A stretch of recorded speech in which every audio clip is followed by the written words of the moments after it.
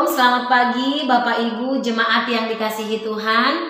Mari kita merenungkan, membaca akan firman Tuhan pada pagi hari ini. Kita berdoa. Kami sangat bersyukur kepadamu ya Tuhan untuk nafas hidup yang masih Tuhan percayakan hingga saat ini. Terima kasih untuk kasih dan setiamu yang terus memimpin, menyertai akan kehidupan kami. Sebelum kami melakukan berbagai hal di sepanjang hari ini, kami mau membaca dan merenungkan firman-Mu. Tuhan Yesus, tolong kami. Amin. Ya, Bapak Ibu, saudara-saudara yang dikasihi Tuhan, firman Tuhan yang kita renungkan pada pagi hari ini terambil dari kitab Ayub, pasalnya yang ke-11. Ayat 1 hingga ayatnya yang ke-20. Namun saya hanya akan membaca ayat yang ke-7 saja. Demikian firman Tuhan. Dapatkah engkau memahami hakikat Allah, menyelami batas-batas kekuasaan yang maha kuasa?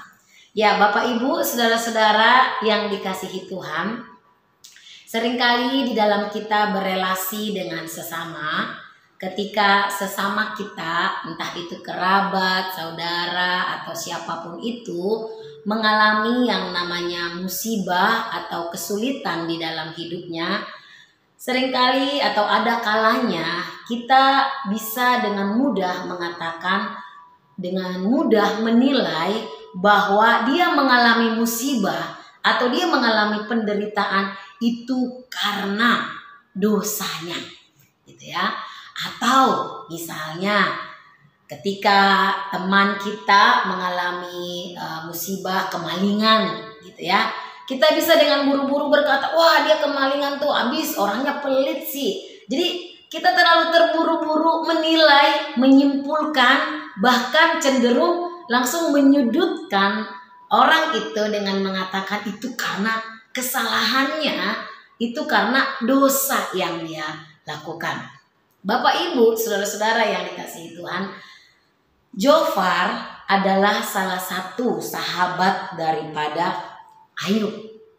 Kita tahu di dalam peristiwa Ayub gitu ya. Ayub itu seorang yang sangat mengasihi Tuhan.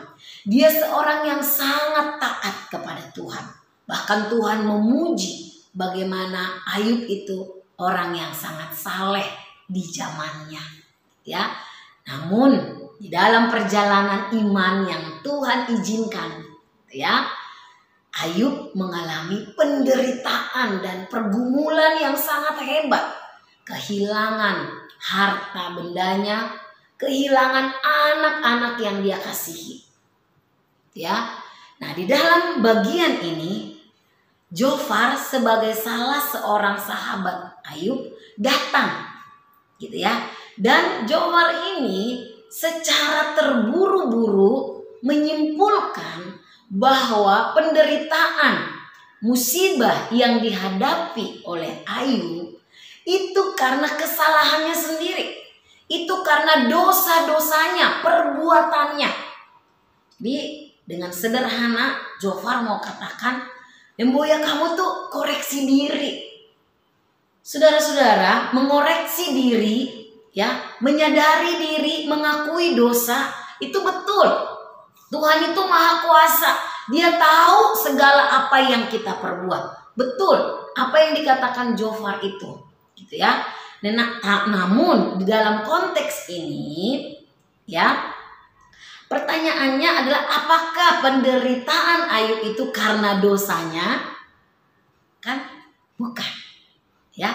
Namun Tuhan mengizinkan penderitaan, musibah dalam hidup Ayub supaya Ayub mengerti bagaimana Tuhan itu berkuasa dan bagaimana Ayub akan melihat kebesaran Tuhan itu sungguh nyata di dalam kehidupannya. Jadi di dalam bagian ini kita melihat Jofar terlalu terburu-buru menyimpulkan bahwa penderitaan musibah yang dihadapi Ayub karena dosanya. Dan apa yang bisa kita pelajari dari bagian ini, saudara-saudara yang dikasihi Tuhan? Yang pertama adalah mari ketika kita melihat, mendapati saudara seiman kita sedang mengalami musibah, mari kita sebagai seorang saudara harusnya yang kita tunjukkan adalah empati, simpati, ya. Jangan langsung buru-buru. Mari kita mendampingi saudara kita supaya dia tetap kuat menghadapi penderitaan. Seperti misalnya di dalam bagian ini, harusnya yang dilakukan oleh Zofar adalah dia mendampingi Ayu. Dia menguatkan, bukan langsung menghakimi. Yang kedua adalah mari kita ketika ada saudara kita yang sedang mengalami penderitaan, kita terus mendukung, mendoakan supaya dia tetap bertumbuh di dalam setiap penderitaan yang dihadapi. Dia melihat bahwa ada tangan Tuhan yang mengasihi akan kehidupannya. Biarlah kiranya firman Tuhan ini boleh mengingatkan kita supaya kita boleh terus hidup dengan takut akan Tuhan. Dan seperti di dalam ayat 7 yang tadi kita baca, bahwa kita tidak memahami akan Allah, kemahakuasaan Allah yang begitu besar itu, sehingga kita harus tetap rendah hati di hadapan Tuhan, terus memohon hikmat supaya kita mengerti akan setiap apapun yang terjadi bahwa ada maksud Tuhan di dalamnya. Kiranya firman Tuhan ini boleh memberkati setiap kita berdoa. Terima kasih ya Tuhan untuk firman yang kami baca dan renungkan pada pagi hari ini. Ajar kami Tuhan untuk menjadi pribadi yang peka, yang memiliki belas kasihan kepada sesama kami. Biarlah kami terus bisa bersandar kepada hikmat dan pimpinan-Mu saja di dalam kehidupan kami. Dalam nama Tuhan Yesus kami berdoa, kami mengucap syukur. Amin.